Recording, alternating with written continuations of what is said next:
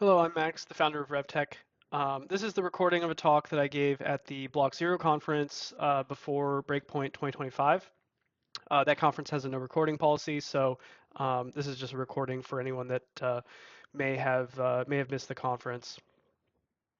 So this is an introduction to RevTec, which is a liquid staking protocol that we've been building since the beginning of this year, 2025.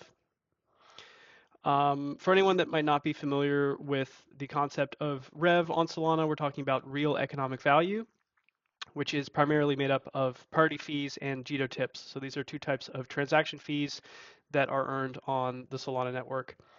So priority fees are Solana's native fee paying mechanism, and Jito tips are the fee paying mechanism via Jito's bundling infrastructure. Now, 2024 and 2025 were massive years for Solana REV.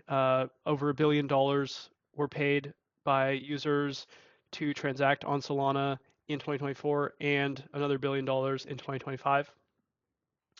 But validators earned most of this REV, right? So the fees, the fees are split up into priority fees and base fees. The priority fees flow almost exclusively to validators. The base fees, half of them flow to validators and half of them are burned.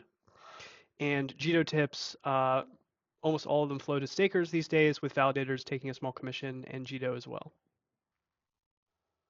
Now, if we look at the staking APY over the past few years, stakers have seen an increase in their staking APY during periods of heightened on-chain activity where there's a lot more fees being paid, but primarily stakers have earned inflation here in orange, which, say what you will, but inflation is always decreasing and does not really represent a real yield. So stakers do have some exposure to these transaction fees on Solana, but mostly staking yield is inflation.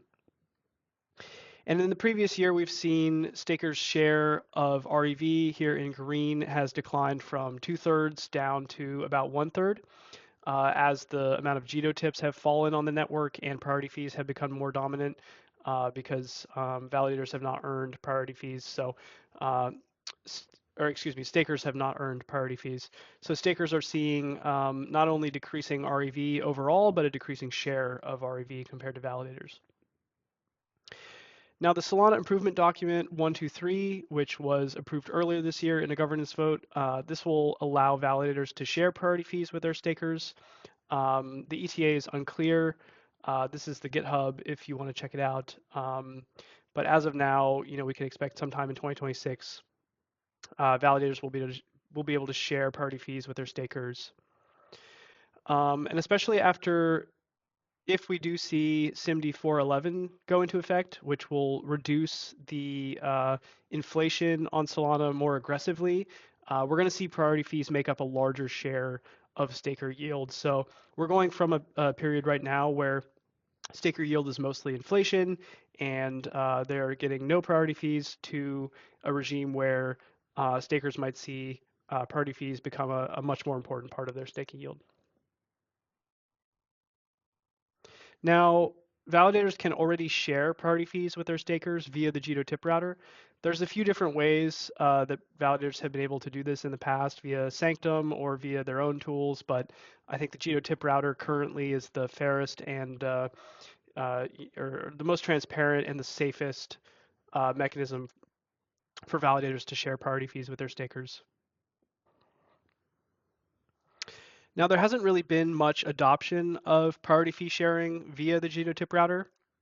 So we launched the first validator to share 100% of Jito tips and 100% of priority fees via the Jito tip router. We're calling it RevTec.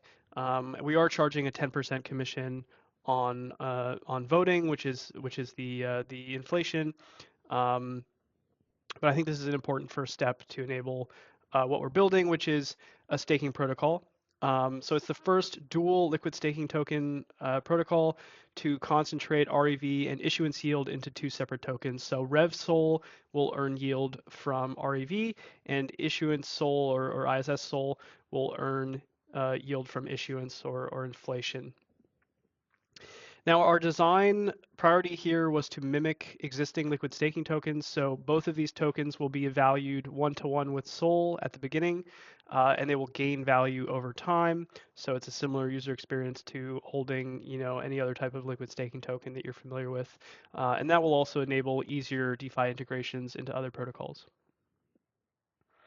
So there are going to be two tokens with two separate APYs. You can think about them racing each other in terms of gaining value over time. And what's important to understand is they earn concentrated yield. So RevSol will earn REV from multiple staked SOL, and issuance SOL will earn issuance from multiple staked SOL. And we'll explain exactly how this is possible in a few slides. But first, let's talk about the use cases. So why might you want to hold RevSol or ISS SOL? So the first use case is, let's say that you're bullish on the ability of Solana to generate transaction fees and for demand for block space on Solana. So you want to concentrate your capital on earning that REV. So you're going to hold RevSol, and if you're correct, you'll earn a APY that is higher than issuance SOL, but also higher than you would have been able to earn with normal staking APY. As an example of what's possible if REV increases during a time when you're holding RevSol, so let's say when we initialize the protocol, there is a 5% staking APY for normal staking, and that's made up of 4% APY from issuance and 1% APY from REV. Now let's say you hold REV SOL for 1 year, and during that year, the staking APY went up from 5% to 6% because the issuance stayed the same, but REV went from 1% to 2%. Now, under a normal staking, if you were staking normally, you'd be happy that instead of 5%, you got 6%. But if you were holding RevSol, you would actually be able to earn 10% during that period. And this is because you're holding a concentrated REV yield from multiple staked SOL. So this example is in our docs. There's also a yield calculator that we've created if you want to understand this better, but I think it'll make sense once we explain how the protocol works in a few slides. So yeah, the key is concentrated yield from multiple staked SOL for each one of those tokens. Another use case, let's say that you actually prefer a lower volatility in your staking yield. Maybe you're managing some kind of treasury and you need to know exactly how much you're going to earn over the coming months. Issuance is obviously very stable. It is declining over time, but it's part of the protocol, so it's well understood. So you could prioritize stable yield by holding ISS SOL. This will become interesting, especially after the inflation rate on Solana reaches a fixed end rate of 1.5%. If SIMD 411 goes through, this will happen in 3 years from now. If not, it'll happen 6 years from now. But this may enable some fixed income products, which is kind of interesting to think about as well. Now, if you're familiar with how yield trading protocols like Exponent work, they split up a yield-bearing token into a principal token or a PT and a yield token or a YT. So let's say that there's a lot of transaction fees happening on Solana, and RevSol has quite a high APY, and you'd like to lock in that APY for a period of time. You can actually buy RevSol, the principal token, so PT RevSol on Exponent once the integration goes through. And in this way, you can kind of lock in a fixed yield over a period of time based on the yield today and how that's being priced in the market. Conversely, if you want to express an opinion that the yield will increase over the coming time period, you can buy the yield token of RevSol. So that would be YT RevSol. And this is interesting because it's the most efficient way to capture REV on Solana. If you consider that one RevSol is already earning the rev produced by 4 or 5 SOL, and that typically the yield tokens on Exponent see a 40 to 50 times effective exposure because of the way that they're priced at a discount, because they don't have underlying principal, they're only the yield being earned. So 1 SOL that you spend on YT RevSol could be earning the REV from 200 or 300 SOL. So this is really going to be the most capital efficient way to express a bullishness on Solana transaction fees in the future, allowing you to farm REV yield in a way that really wasn't possible before. Likewise with Camino, this is a product that takes advantage of an APY on a token that's higher than the borrow APY or the borrow interest rate on Solana. So Camino Multiply works by collecting that yield, borrowing Sol, and then staking more into the token. So it's a loop of putting up the token as collateral, borrowing more Sol, staking more, et cetera. And you can kind of choose a leverage level and boost your APY with Camino Multiply. So where are we now? I'm recording this in mid-December 2025. We've completed our audit from Accretion. We've deployed our smart contracts on mainnet and devnet. Our front-end application has been deployed. We're just going through internal testing at the moment, which we can expect to last another few weeks before we do a public launch in phases. So we'll probably do a friends and family launch at the beginning just to kind of ensure that there's enough testing and liquidity going into this before we open it up to the broader public. And the Exponent and Camino integrations are then pending as well. We'll have a simple front-end UI. This is just from our old staging environment, but you'll be able to stake and unstake and track the APYs from the two tokens and get a good understanding of your earnings. A bit about how we've done this as a project. So we have no investors. We've completely bootstrapped this using the validator H2O nodes, which we've been running since 2022. So we've used the revenue from that validator to build up this product. We don't have any investors. We don't have any points program. We don't intend to launch a token. Our goal here is just to launch a great product for stakers and potentially also a staking pool for validators who are early to adopt priority fee sharing. So you can just do things on Solana, and yeah, we appreciate your support by expressing interest in the product and eventually using the product. So a bit about how this is going to work with regards to stake. I mentioned that our validator was the first to share 100% of priority fees and Jito tips via the Jito tip router. As such, all of the stake going into the RevTec protocol will go onto the RevTec validator for now. We could add other validators who are also sharing 100% of REV. We haven't seen any validators adopt that yet, but it's something that we can support via the smart contracts. That it was built as a staking pool under the hood. So currently we don't charge any fees on the protocol itself. There's no deposit or redeeming fees or mint fees or swap fees or anything like that. The only fees that the user is going to pay is the fees to Jito for the priority fees. That's 1.5% of the fees that are shared via the tip router, and 3% of the Jito tips. So those are Jito fees. And then on the RevTec validator, we're charging a 10% commission on voting, which is the 10% on issuance or inflation. So we're charging fees at the validator level, but not on the protocol itself. So how does it work? This will probably help explain things. So RevTec is basically an accounting system. A pool of staked SOL is going to earn both types of rewards. We can't prevent that, right? So what we can do is we can basically divide the pool into two buckets or two pools, one of which we're going to consider the backing for RevSol, and one of which we're going to consider the backing for ISS Sol. And both pools are going to earn both types of rewards, but they're going to share those rewards with each other. So all of the REV produced by both pools here will go to the REV pool, and all of the issuance reward will go to the issuance pool.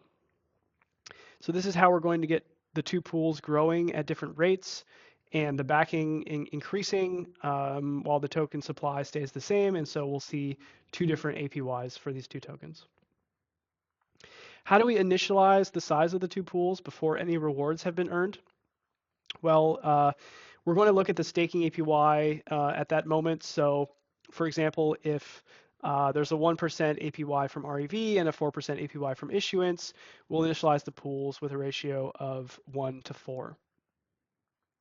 And then as an example here with 100 SOL, we will initialize the token backing. So on the left side, if we deposit 20 SOL into the RevSol portion and mint 20 RevSol, The RevSol token starts off 1-to-1 backed with SOL. On the right side, we'll put 80 SOL into the issuance pool. We'll mint, oh, sorry, this is a typo. We'll mint 80 ISS SOL, and then ISS SOL will likewise be 1-to-1 valued with SOL, and we'll have that 1-to-4 ratio. Now this is critical. This is what makes us different than staking protocols where you put in one SOL and you get one SOL worth of staking token out, which represents your claim on both types of rewards. Because we can't stop your one staked SOL from earning both types of rewards, we're actually going to give you both tokens at the current ratio of the protocol. So for example, if we initialize it with a ratio of 1-to-4, if you stake SOL into the protocol, you would get 0.2 Rev SOL and 0.8 ISS SOL out.